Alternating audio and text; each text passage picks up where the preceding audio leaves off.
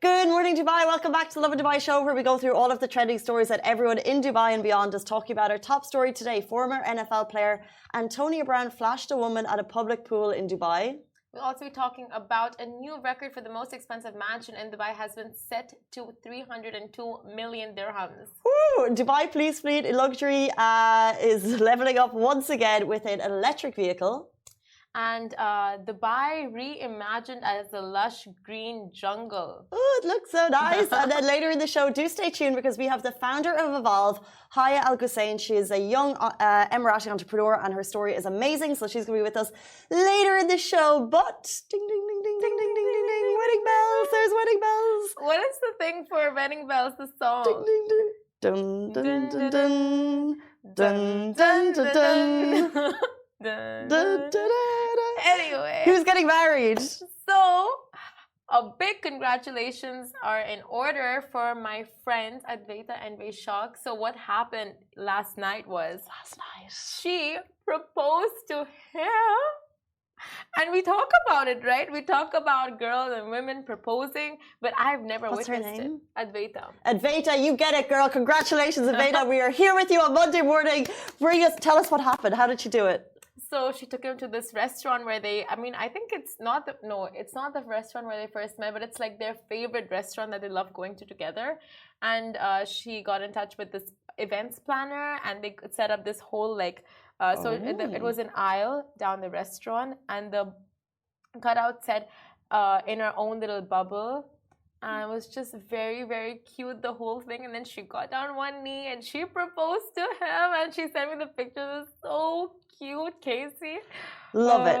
I love it so much. But I do have questions because obviously it's 2022. So we want it to be more of the tradition, more of the norm, but not as when, it's not common for women to propose to men. It's more likely. So do you have any of the backstory of how she knew she definitely wanted to do it? Okay. So she told me about this a long time ago. Not a long time ago, a month ago. And it was just that she wanted to make him feel special. That was the whole thing in her mind. Like she knew he was going to propose to her, but she wanted to beat him to it. She wanted to make him feel special, him feel like, he's the man, I'd do anything for you, a sort of love. And just, she did it for him. It was so special. And he was shocked. She's like, he walked into the surprise thinking he was walking into someone else's proposal. And he's like, oh, okay. And then when she actually got down, he was shook for his life. And he's like, oh my God, beat me to it, but I couldn't be happier. This is the thing, because at this point, when you decide to marry someone, it's a decision that it's the biggest decision you'll ever make, but it's probably a decision most couples make before the proposal. You've probably said, we're going to do this together. You've probably asked all the tricky questions about where you want to end up in life, kids, money, all of those questions have happened. So the actual proposal is just that kind of romantic moment. So it doesn't really matter who's done it. It's look, let's not cut anyone by surprise. If you want to propose to your boo, do it. But just know that they're going to say yes first. Have all of the... Yeah. Make sure it's planned. But you said your that... due diligence. Due diligence. In place. Don't just, if you're in a relationship and you're not sure where it's going, don't just pop the question and hope that they say yes. Make sure that this is what you both want. Oh, yeah. For them, they have their engagement set out. It's going to happen in November. They have this full ceremony with both the families and stuff. So the proposal was just something they were doing for each other. So it was a sure and guaranteed yes in this situation. But yeah, like Casey said, if you're proposing, just make sure it's a yes. Otherwise... On both sides. On both sides. Otherwise, yeah, you just, gotta... disappear. There'd be some quick ghosting. From which side? I don't know, but both the sides probably if the person says no. Damn. Tricky one. But we'll move on to our first story. So former NFL player Antonio Brown flashed a woman in a public pool in Dubai. So American football player Antonio Brown has been receiving massive backlash on social media after a video of him flashing a woman in a swimming pool has gone viral. And the video was reportedly taken in Dubai in May 2022. And in a video by New York Post, Antonio can be seen exposing his genitals to a lady while in a hotel swimming pool. And in the audio, one can also hear several other friends cheering him on. The woman in the video was reportedly very upset and she filed a complaint with the hotel. Now, the New York Post also reported that Brown was asked to leave the hotel after the incident. They also added that the hotel has received several complaints regarding his behaviour at the time from other customers as well. Following the allegations, Antonio took to Twitter to respond, claiming that the woman had run off with his swim trunks. He further claimed that the allegations were biased because he's black and that black men are being used as guinea pigs in certain situations. But previously, Brown was in the news for running naked across MetLife Stadium, and the incident occurred after an argument with the coach. He was suspended from the first 8 games of the 2020 season for violating NFL's personal conduct policy, and he had also been sued for sexually assaulting his former female trainer, Brittany Taylor. And several other fans took to Twitter to express their disappointment with the player. So there's a massive debate going on in the public court of approval, which I think is always where the debate rages. I think previous allegations against him have no bearing on this incident because you can't say, well, someone did something before, so therefore they're immediately guilty. People are questioning the woman's reaction in the video. Her face is blurred, but people are questioning whether she's smiling. I also think that's irrelevant. I think unless you're truly there and unless you are one of the people involved, only then do you really know what happened. So hold your judgment online. Hold back. Just because you've seen a video really doesn't mean that you know exactly what's happened. If the woman filed a complaint versus whether he says it didn't happen, only they truly know. But it seems like the hotel went with the complaints, asked him to leave, and that's what we have. Exactly.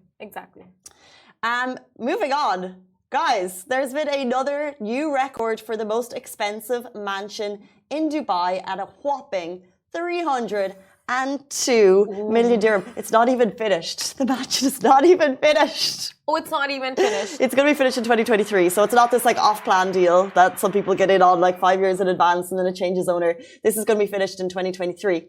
So just like to keep an eye of these skyrocketing prices, a couple of months ago, we had Conor McKay on the show. He's a real estate agent and he, at the time, smashed the sale for most expensive mansion sold in Dubai for 282 million. He sold it to Indian tycoon Mukesh Ambani, who was gifting it to his son. Not bad. But in just a couple of months, that record has been topped once again. It's a private sale for 302 million for a mansion. That's $882 US. And the purchaser purchased it without a mortgage. I mean, it sounds about right. I mean, if you have that much money, you don't probably... Why would you... Mortgages costing you money. So yeah, it does actually sound right. Like if you're that rich, if you're that loaded. Honestly, it seems like the type of guy who would be giving out mortgages. Yeah, they own the banks for sure. Fact. Now here's what we know about the villa sale. It's called Casa del Sol, and it costs 302.5 million dirhams, and it's located on Billionaires Row on Front G, and developed by Alpago Properties, and it's still under construction. Once complete next year, it will have 4 levels, 8 bedrooms and 18 bathrooms, and a gym, cinema, bowling alley, jacuzzi, and basement parking for 15 vehicles on a 28,000 square feet property. You know what gets me of all of that? Like, it's got a gym, it's got a jacuzzi, you know, all the buildings in my have it. It's the 18 bathrooms. 18 bathrooms! One for washing your hands, one for probably a powder room. One for your shataf. One for all of the bedrooms, one beside the kitchen. Well, every room has its bathroom, I guess. So if you haven't heard of Billionaires Row, it's under construction at the moment by Alpago developers, and they've been selling it. This is the most expensive villa on that lot. So I'm sure they were going for this kind of obviously incredibly high ticket villa. This was going to be the most expensive. What's interesting is that it's called Costa del Sol, which I think is kind of nodding to Costa del Sol, which is in Spain, which is where a lot of billionaires live. They all have a lot of mansions over there, yeah. So I think you would know. Yeah, Irish people. Here, if you're English or Irish, you know Costa del Sol. It's a very popular place for people to vacation in France. Yeah. Oh wow! Have you been there? Yeah, when I was 12. Do you know how cheap it is to get to Spain and France? We have Ryanair. It's like the Wizz Air of Europe. You can fly to these countries for cheaper than you can get a train. across the country. Okay, so It's like a 250 dirham flight sometimes. Now, obviously, peak period in summer, it's going to be more expensive, but Ryanair gets you all around. okay, so it's I don't even know if Ryanair goes to Spain or France? Spain. Spain, and it's called Costa del Sol. Costa del Sol. Costa del Sol. Costa and del you Sol. were there when you were 12 for your vacations. Yeah. In the Vacation, singular. Vacation. Thanks, Mom. You're the best. So you were in the billionaires hub. Oh, well, was I in the billionaires? No, because there'll be, it's like when you go to Dubai, Simran. Simran has this like idea of me that I was just born on this like gilded throne or something. It's like if you go to Dubai, it doesn't necessarily mean that you are in billionaires hub. Like if you're talking to people, it's not like they have the most wildlife ever. It's very fortunate to go on a family holiday. I mean, you went to Costa del Sol in Spain. Did I say it right? No. But this is what this villa is called, Costa del Sol. But where it's Costa del Sol, I can't even remember. It was. Oh, you've been to that many that you can't remember? No, I'm trying to remember the trip. I was 12, right before I started secondary school. It was like one of the only sun holidays we ever took because we used to ski. Let's move on. Wow, the only Costa del Sol I know is the Costa. Simran, you grew up in Dubai. Don't let's get into the privilege. You went to Costa del Sol in Spain, Casey. It was fabulous. Wow, just living the life, aren't we? Jumping in to our next story. Moving on from one luxury to another. Dubai Police luxury fleet gets its first electric vehicle. So the Dubai Police General Command has added to its already luxurious patrol cars, which you know, which you love. They're famous around the world. And this is the first electric SUV vehicle. Now it's a Hongi ES59 from One Road Automotive Company. Oh wow, that's a cute name. Hongi. It is cute. Honki. So the Honki EHS9 is the first fully sports utility vehicle of the Honki brand, and the EHS9 can sprint from 0 to 100 kilometers per hour in 5 seconds, and the battery can be charged from 0 to 100% in about 6 to 8 hours, and it can travel approximately 440 kilometers on a charge. His Excellency, Major General Al Mansouri, reaffirmed that Dubai Police is always keen on promoting the safety and security of the Emirate, as well as maintaining its position as the world's safest destination. So he said that through adding supercars within its fleet of luxury patrol vehicles, Dubai Police actually enhances its security presence of police officers across essential tourist destinations, including the Burj Khalifa, Sheikh Mohammed bin Rashid Boulevard, JBR, etc. So that's why you sometimes see these, that's where you'll see like the fancy supercars around these places, because it's actually just enhancing the visibility and the awareness of Dubai Police at these destinations. But how cool that they are jumping on the electric vehicle bandwagon. Although I have a question. Yes, I'm here to answer it. Well, it was actually came in from Veronica Chapman on Instagram. No, she put it on Dubai Police post. So she said, don't run out of electricity if you're on a high-speed chase. Congratulations, Dubai Police. So she said, congratulations. But she was like, don't run out of electricity. And I'm thinking, is that like saying don't run out of petrol? Yeah. Because it's the same thing. It is probably the same thing. It is. So you would only go on a chase if you are on full battery and you have ensured you are full tanked. But it's just a question about electric vehicles. But they'll last what? It can so how much petrol can you get? Oh, guys, I'd love to know this because I have no idea. I think like 250 kilometers. How much petrol do you get out? How many kilometers do you get out of a full tank of your car? Ali Shahir. So how many you fill your tank? Let's say approximately 500. 500. Oh yeah, petrol prices went down, so it's getting cheaper. But, oh my gosh! Yeah, should have said it. 500 kilometers. So if you fill up your electric, this Hongi, you'll get 440 kilometers on a full charge, and it takes 6 to 8 hours to charge. But you can charge it overnight, you know. Yeah, I mean, whatever it is, it is the way forward. You have to electric cars are the future, and you have to make the transition. So the Dubai Police are making it right now. But I mean, honestly, the fact that fuel prices have gone down this month, Dubai drivers are living. Like drivers in the UAE right now are just living. I think it's the lowest it's been in 8 months. And yeah, it's so exciting filling up your fuel tank and just getting in. You're like, oh, that's like 70 dirham saved this month or whatever it might be, like this week. It's amazing. Incredible. Yeah. Now they just have to reduce cab prices. They just have to. We've spoken about this. We have spoken about But just it. because it's the prices went down this week, they're going to wait for consistency. Like we've spoken about the pros and cons of like, because I think that's what Sharjah do. Sharjah will go up and down based on the week or the month itself, while Dubai does a more consistent reflection of the market going up and down. So maybe maybe they do it every 3 months or every quarter or something. They go up and down. For me, right it doesn't need to change the next day, is what I'm saying. No, 100%. Because your budgets won't work. But as a consumer, for me, I just wanted to like if right now the fuel prices are down, I would want it to be down. If next month the fuel prices are up, I would still want it to be down. So in any and all cases, I want it to be down. Yes. Yes. You're the voice of the people, really. You are. We just want everything. We just want it to be lower, and then you'll get like a lower price and a discount, and you're like, "Can I just get a little bit extra off that, please?" And now, can I just get it for free? How do you always haggle, like for everything that you buy? No, not really. I reckon you're a good haggler.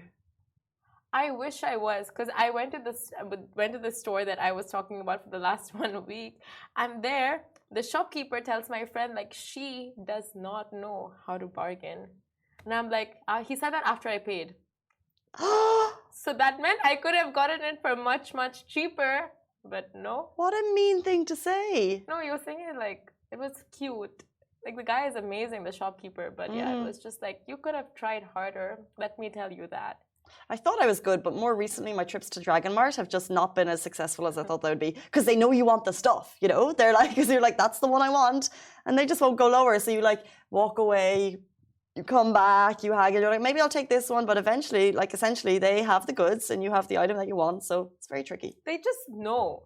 They know. Things have changed. Honestly, things have changed. Speaking of something that may not change in the near future, but it's a dream, a dreamscape.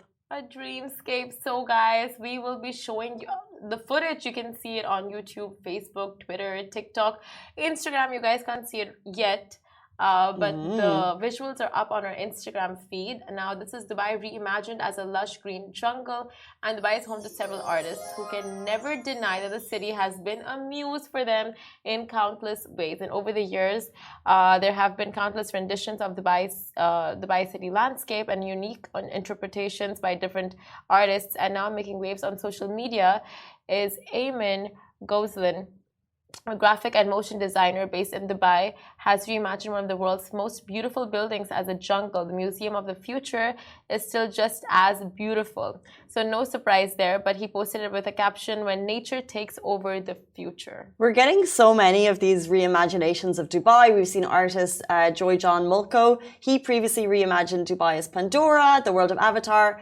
He also reimagined Dubai in the snow. We have some really cool, slick versions. So Dubai is clearly being served as an inspiration for many, and we love to see it. I really do. I don't know why. It's just we're having like a little trend. My favorite one is the snow.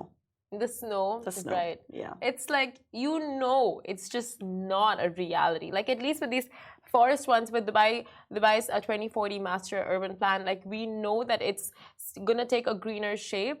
But with the snow, well, I hope it's not going to get to the snow, because that actually would be terrifying if we woke up and it was all white in Dubai. Oh my God, that's not what we want. It's now. Now we're talking about it. Now it's scary.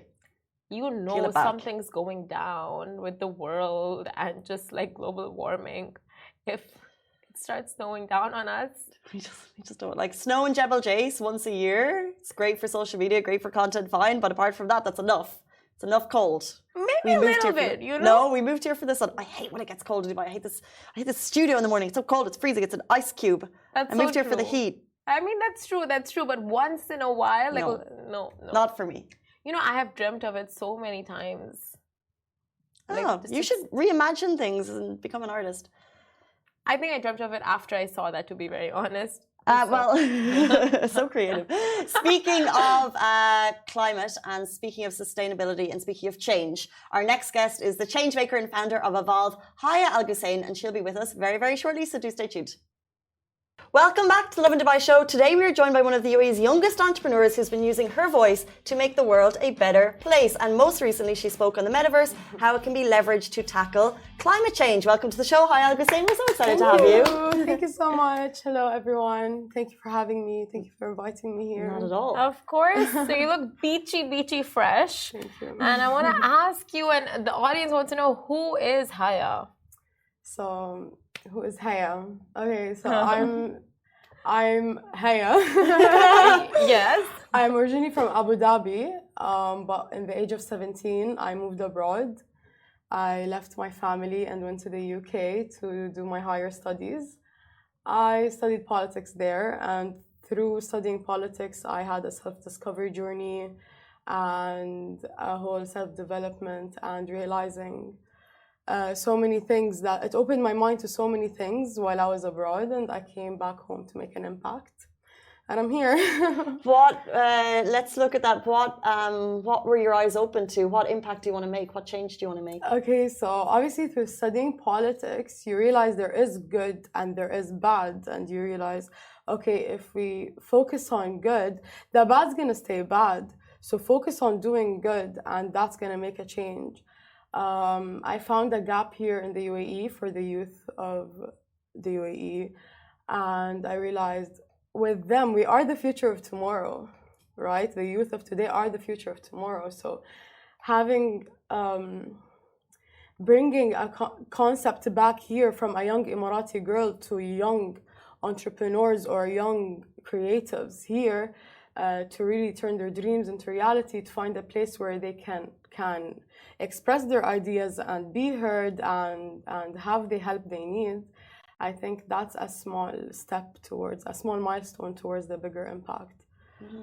Yeah. So that's so interesting, because a lot of people have that mindset, especially on social media. When you read comments and stuff, you see the kind of negative connotations that come with politics, right? And people just go like, don't try to make a change because there's, no matter how much you try, change cannot happen. Like people's mindsets are stuck.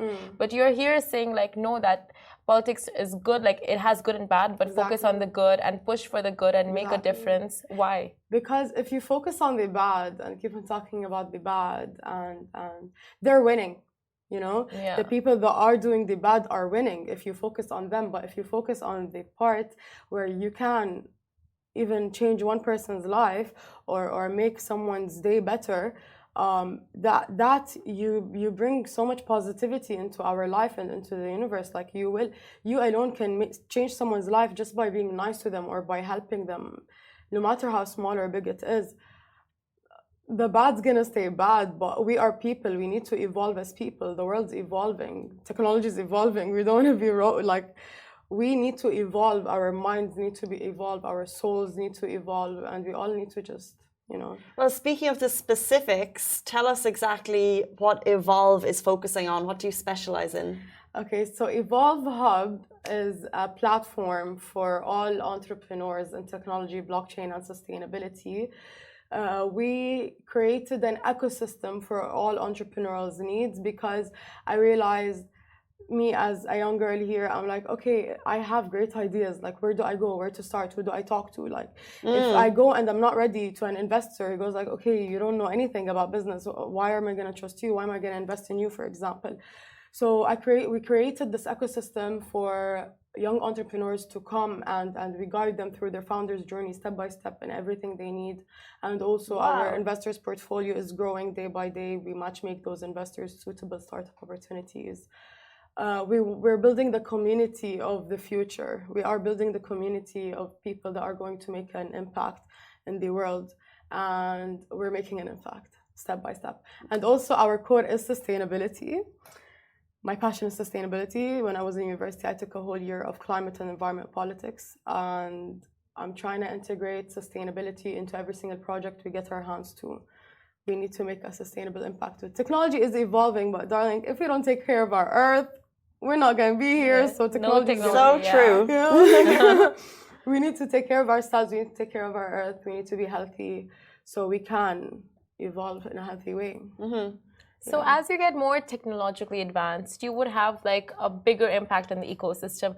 Yet you have found a way for it to help one another, like technology to help the climate. So how do you see the metaverse helping climate change? I'll tell you. So obviously, like, we're in Dubai, yeah. So crypto or the blockchain has been booming the past like 2 years, maybe 3 years here in Dubai, and all the young people, all the millennials, Gen Zs, they're all getting into it because it's quick money, because it's something new, and people are making so much money out of it. But some people, not all. Some people, but they didn't take the time to educate themselves. What is this technology? You know, Us.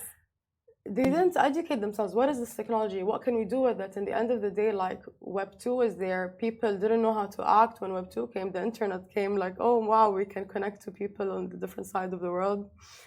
And now Web 3 is here. So you need to understand the technology behind it. And because we are working with startups and different projects, me as a young founder I never had a job in my life. From still a student to an entrepreneur. So like, I really need to educate myself, take not an extra mile, like 10 extra miles, and keep up to date and read and, like, you know, see different people do different things and just learn. And innovate. Don't just learn. So I started getting so deep into this technology and what we can do with it, and I'm like, wow, like, we can solve problems here, you know, like, this is not just metaverse gaming and make more money out of gaming. This is a whole virtual world. We can literally implement the real world, copy it, and put it in the virtual world and make it a whole science experiment, if you would like to say that. But when we're focusing on big problems and big issues, we can help that. Technology can help us solve it big time. I find it very hard to make the connect between, like newbie to metaverse. I talk about it all the time, and I still find it difficult to understand, to make the connect between solving sustainability in the metaverse. So are you just recreating real life problems in the metaverse and then trying to find solutions? Not recreating, implementing it like fully. So what's happening in the real world, at the same time you can see it in the metaverse, but you study it. For example, if we're talking about Earth's digital twin, there's a whole what's it called, atmospheric river on top. Like, you do implement, you have a whole digital twin. Like, you see exactly what's happening, where is there a climate problem, for example, are the floods going to come here or there.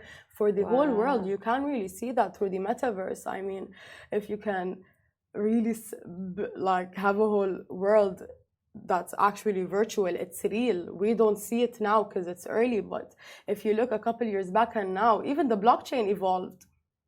You know, people thought the metaverse was just a gaming place. So it's for studying purposes.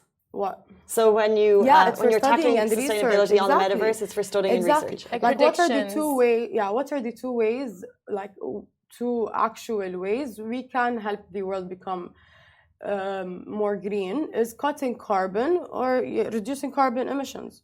Okay, so doing that on the real world and watching what crises can happen way before it happens can help us in the real world come on ground and solve it here and there. You know, it is for research purposes. This tool can help us develop our sustainable developments as per se. Okay, so basically what you're saying is that the metaverse can help us prevent natural disasters, not prevent mass damage by predicting it on a more enhanced scale. Yeah. Okay. There is a study in the US, and basically they did try to use the metaverse as a tool for sustainable development, and they could see the water floods in Florida or Texas. I'm not sure which one exactly for reference purposes. They could see the floods a week, 8 days before it happened, and they worked upon like it not being so bad, and it's like it's real. Like detecting the movements. Yeah, they checked the movements and they saw that there were floods here in the next week, and they tried to make something to make they it could work. implement solutions ahead of time. Wow, exactly. Specifically, Evolve. How many projects? Like, what kind of scale is the company? How many projects are you working on? And what kind of is there any particular ones tackling climate and sustainability that have your heart, that have your passion? Definitely. So we do have a couple of sustainable startups and green tech startups. However, you know what? The filtration process, because we are like exclusive. We want to pick the right projects. We want to pick the projects that are going to make an impact, the projects that are going to be a unicorn project. We don't like just want to take the risk of something that we know is not going to work or we know is not futuristic. So right now we are working on a couple of projects. We are announcing it in our launch event in November. Oh, congratulations. So in November, we will be launching the projects we invested in and the developments we are doing. Because we don't only just invest, obviously. Why are we building the community? To matchmake this entrepreneur with this entrepreneur for them to grow. So for example, we have like a waste management startup, for example. They do recycling, reusing, and all of that. And we matchmake this to a company to turn it into zero waste, for example. So we also do the matchmaking between entrepreneurs. So even those initiatives we're taking will also be discussed in November. That's so exciting. Yeah, I'd love to have you guys there as well. You guys are welcome to come see. It's gonna be vibes. But it's amazing. No one ever invites us. We get invited places, Simran. I'm so sorry. You don't get invited. Khalas, I'll send you all invitations. Thank you. Thank you very much. I just have a question. So you came over, you studied in the UK and you've come here. You're obviously an Emirati entrepreneur. Yeah. And you're in a tech sustainability startup of the world, really. So is it a match made in heaven? How is the UAE supporting you? And you're meeting people from all over the world, I guess, right? Yeah, definitely. Okay. The youth literally, or the leaders, sorry, our government, for example, they're supporting the youth now more than ever. Okay. And technology is evolving and the country is promoting that now more than ever. They're promoting technology and they're promoting sustainability. I found my passion through sustainability and making a positive impact in that area through my university, through my studies, studying environment and climate politics. I'm like thinking, okay, like I need to do something. You know, I can't make an impact alone. You can't do it alone either. Like we need to join forces. You know, exactly, join forces and do that. And this is what got me into when I started developing Evolve. And for me, I'm not a tech geek. I have a great CTO, okay, amazing CTO, but me, I'm not a tech geek. What's a CTO? It's a chief tech officer. Should have known that. Okay, chief tech officer. Yeah, so he is the one that, of course, does the tech part and educates me on it. Of course, I need to know what's up, like, okay. But technology is evolving too. So after, I was like, okay, we're focused sustainability, technology, and blockchain. I'm educating myself. However, I don't know it all. Like no one knows it all. You know, even the biggest CEO in Dubai doesn't know it all. Something is like you can't know it all. So this is me. This is my vision. This is what I'm good at. I get the right people that that to fill the parts where I'm not good at, because you can't make an impact alone, as I said. So.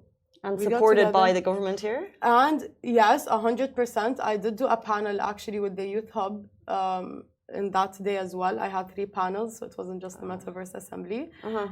It was fun. The government supports, of course, the youth more than ever, and they're always looking forward to exposing those young entrepreneurs and helping them grow. There are so many places where actually entrepreneurs can go and get funds. Like Khalifa Fund, Dubai SME, they do that as well. Sheikh Mohammed Innovation Fund. For me, I didn't go and take a fund from there. I decided like I want to try to make it on my own and then get the support from my government when I get like a foundation, I execute and I try to make it alone with no support from my family or government or like. So you invested in this completely yourself? So yeah, 100%. I used all my resources. I did not have a job in my life. So the Ministry of Education was giving me a salary because they sponsored me to study abroad. So from there, I had friends that were into crypto and they were telling me like where to put my money, for example. And I just made like good amount of money. It wasn't much. Oh wow. I came to Dubai and yeah, it was all alone. I do have like a business partner that helped me with a couple of resources, but no, I didn't get capital from anyone so far. Amazing. That's incredible. Keep your friends close who made you invest in these cryptos. Friends are useless. You But the Expo City, like, do you see yourself moving there and innovating from there? Because we know it's going to become a innovation hub in Dubai. So anything? Yeah, you know what? I was actually having a conversation about this on Saturday. They have a co-working space or like they want to do some incubation. Cool. So me and someone I'm working with, we're discussing a couple of opportunities we can do with Expo City. We'll see. Watch this space and watch the space for November for the big launch, the big reveal. Inshallah, yeah. If people want to get in touch with you and if they want more information about November, how can they do so? So our website is evolvenetworkhub.com. You can find me anywhere really, LinkedIn, Instagram. Just text us or apply through our website and we'll get back to you. You know, it's so amazing meeting you and meeting young entrepreneurs in the city because we know constantly that the city's supporting it and, you know, it's such an amazing place for tech startups, but you're actually leading that. Yeah. So it's super exciting to meet someone I know, who's it's so exciting. It's so crazy. It is very inspiring. Thank you. Oh, I appreciate it. Thank you so much. And these are such good reminders to the youth, like youths of all nationality, and even us, just like what you guys are doing right now, and what is possible, the whole potential of like what Dubai is offering youths as well. So the youth don't know, or a lot of people, not only youth, you know, like people can be in their 40s and they don't know that they're actually control of their own destiny. They don't know that they can wake up every day and do one thing that is going to help them become a better person. In the next year, there's a very big difference than who you were a year ago. But here, we're very, not brainwashed, but we're in a whole environment the whole time. Our minds are always busy. A lot of things are happening, like it's the city of everything that's happening 24 hours. Yeah. And people are just maybe looking at what other people are doing more than looking at themselves and what they're doing. So really, like, I hope we are a space to help young talents and young entrepreneurs to really come and turn their dreams into reality because we can make a big impact. Amazing. A change maker, inspiring, great change. That is Haya Al Gussain with us on the Lovin Dubai show, and we're back with you tomorrow morning, same time, same place. Thank you so much, Haya. Thank you so much for having me, and it was lovely meeting you guys. Not at all. Thank you so much. Thank you. Bye, guys. See you tomorrow morning. Bye. Hello everyone, it's Hala Bassam from Smashy TV. Are you interested in the latest tech and business news in the region? Then make sure to check out our show Tech Bil Arabi on Smashy TV app and on our website www.smashy.tv. And don't forget to follow us on all our social media platforms at Smashy TV. Smashy TV for the driven, the dreamers and the doers from Monday to Friday at 10 a.m.